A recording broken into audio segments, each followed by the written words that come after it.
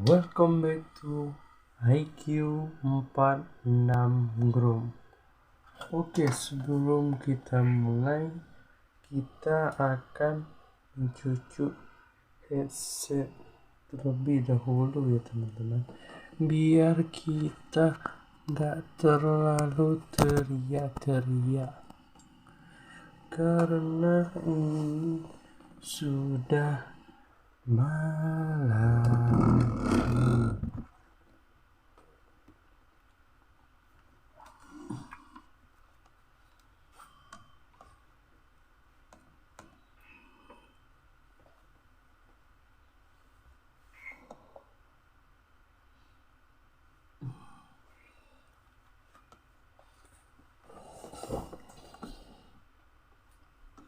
Oke, kayaknya pas ya setelannya.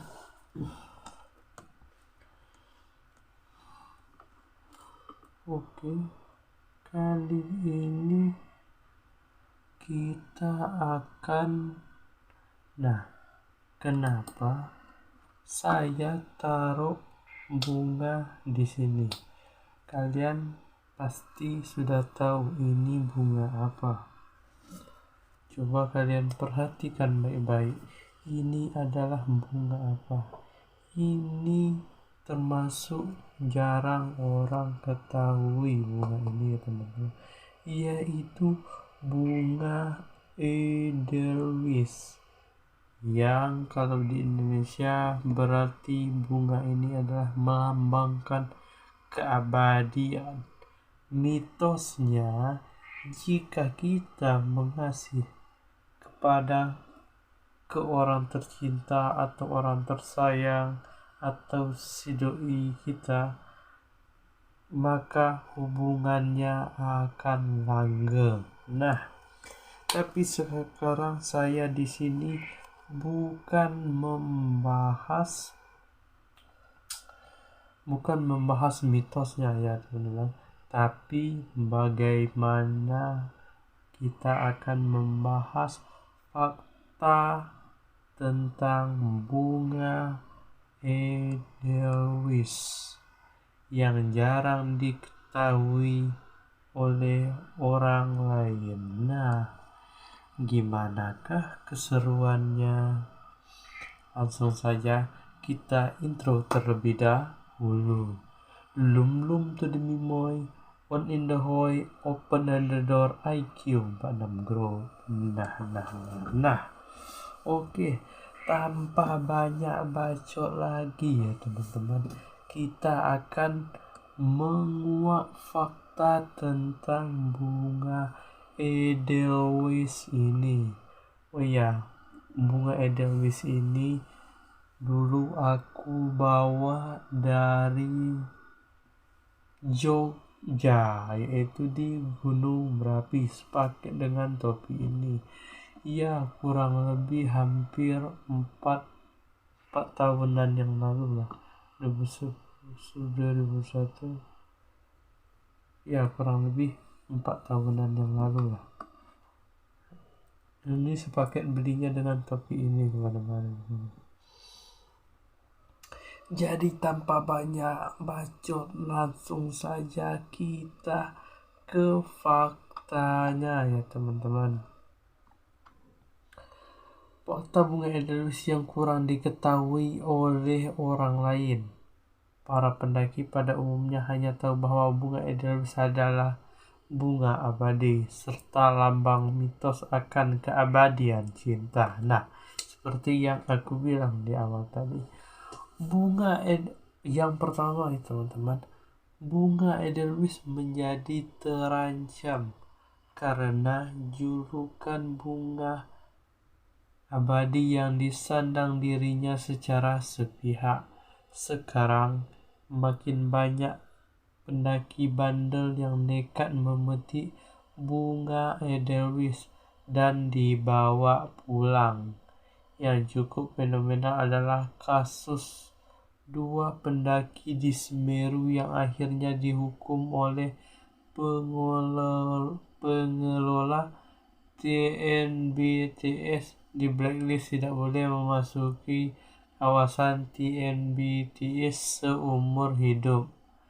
Beraninya memetik bunga edelweiss, tanggung malu seperti para pendaki ini. Nah, itu dia teman-teman. Nah, kalau saya ini bukan apa ya, bukan, kayaknya yang saya ini adalah dari pembibitan. Nah, bukan yang saya petik langsung, karena saya memang tidak boleh teman-teman. Kalau yang bunga itu tumbuh alami, itu sebaiknya jangan kita petik. Karena apa? Karena bunga edelweiss ini sudah sangat langka. Jadi kalau bukan kita yang melestarikannya, siapa lagi ya teman-teman.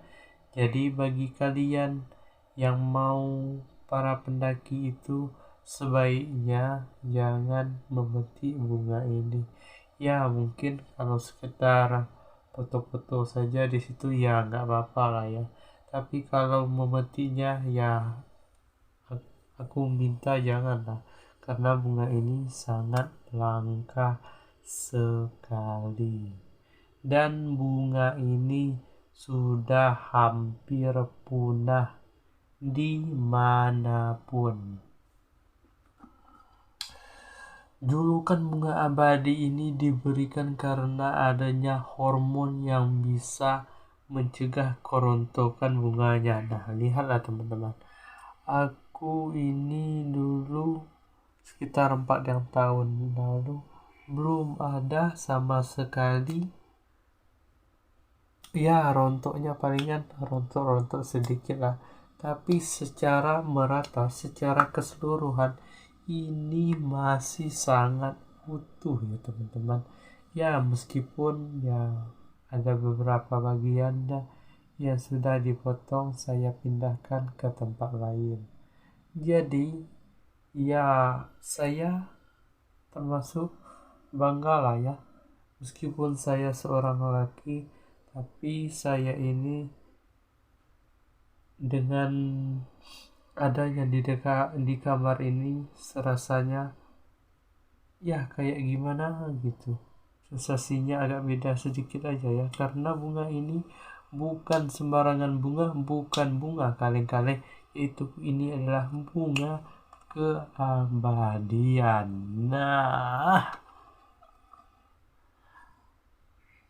Nah, bunga edelweiss pernah dijadikan perangko oleh Pos Indonesia. Nah, itu teman-teman. Pernah dijadikan perangkonya, semakin bagusnya ya teman-teman. Pernah dijadikan pada perangko oleh Pos Indonesia pada tahun 2003. Yang keempat, menurut sejarah, bunga edelweiss pertama kali ditemukan oleh naturalis asal Jerman yang bernama Georg Karl Reinwald pada tahun 1819 silam di lereng Gunung Gede. Kemudian diteliti lebih lanjut oleh bahasa asal Jerman lainnya bernama Karl Heinz Schott.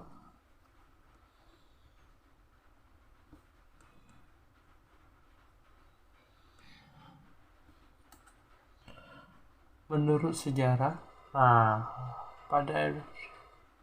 itu tadi teman-teman. Dan yang kelima adalah ada lagu tentang bunga edelweiss yang pernah dinyanyikan pada film The Sound of Music pada tahun 1965.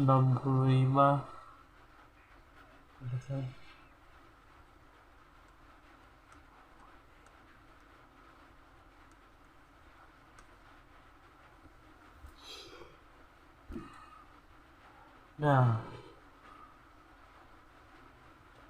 yang keenam adalah bunga edelweiss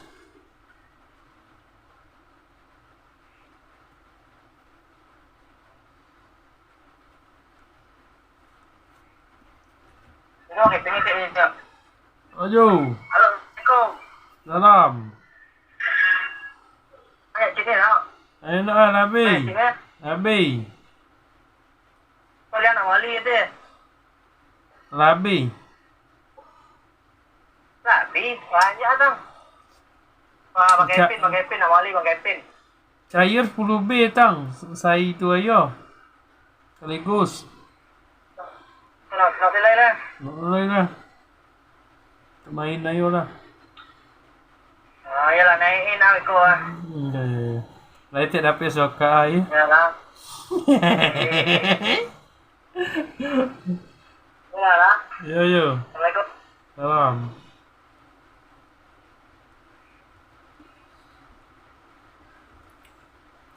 Bunga Edelweiss biasanya tumbuh di tempat dengan ketinggian sekitar 2000 mdpl ke atas di atas permukaan laut.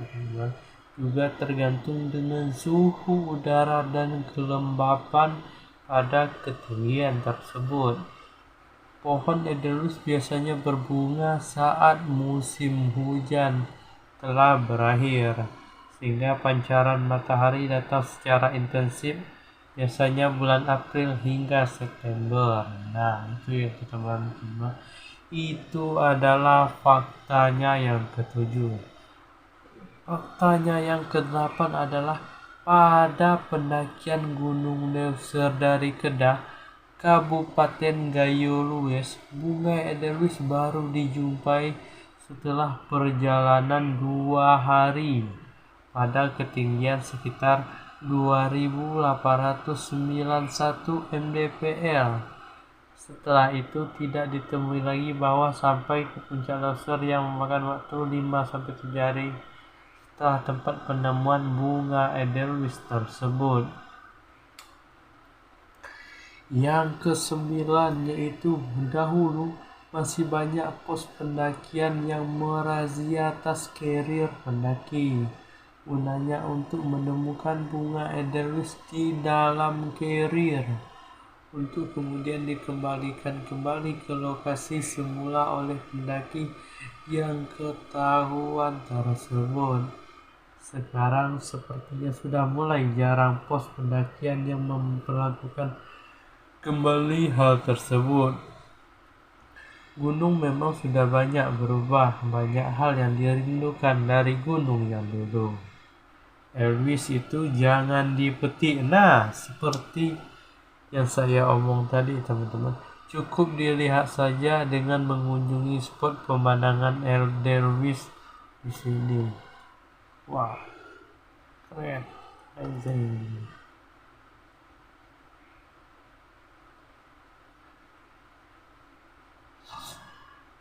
Bunga Edelweiss versi luar negeri dan versi Indonesia itu berbeda ya teman-teman. Jika di luar negeri bunga abadi adalah bunga Leutopodium alpinum yang disebut sebagai Edelweiss, sedangkan Edelweiss Indonesia adalah Anaphalis japonica. Nah, kelopaknya hanya bertahan 1 hingga 3 hari sebelum terurai menjadi serbuk halus. Bunga Edelweiss dijadikan bunga nasional negara Austria. Bunga Edelweiss yang dimaksud adalah bunga Leutopodium alpinum.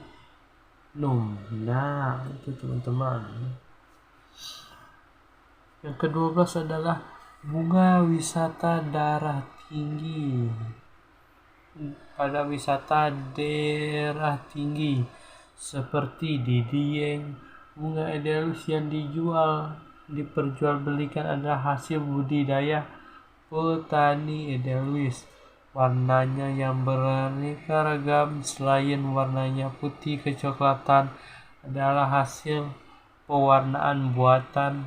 Bunga hasil budidaya akan terlihat lebih gemuk dan subur daripada Edelweiss di alam bebas.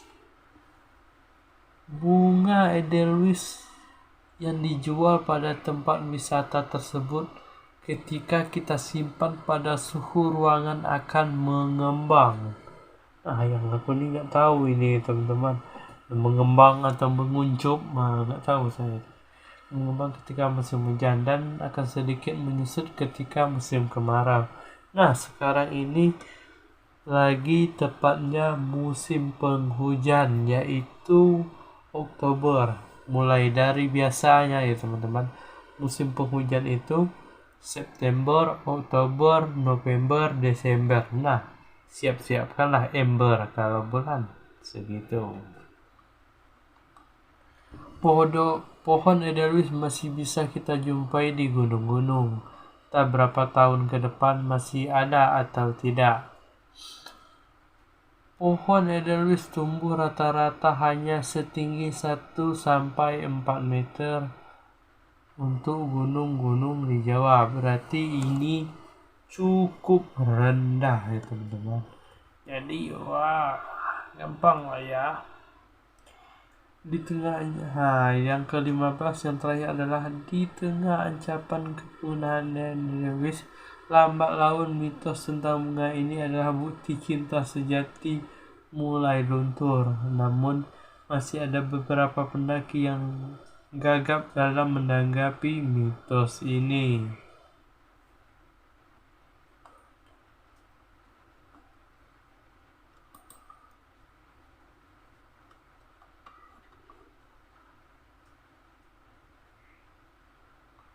Oke, itulah cukup pembahasan kita ya mengenai fakta-faktanya tentang bunga edelweiss. Jika kalian barangkali ada yang tahu faktanya selain yang saya sebutkan tadi, kalian bisa komentar tentang fakta-fakta lainnya seputar edelweiss itu ya teman-teman. Ya mungkin fakta dari saya kurang lengkap, barangkali ada yang masih kurang ya teman-teman. Ya mungkin itu cukup saja sampai di sini. Salam lestari. Nah, belum tuh demi moy. Open in the hoy, open the door. Q46 Group Lestari.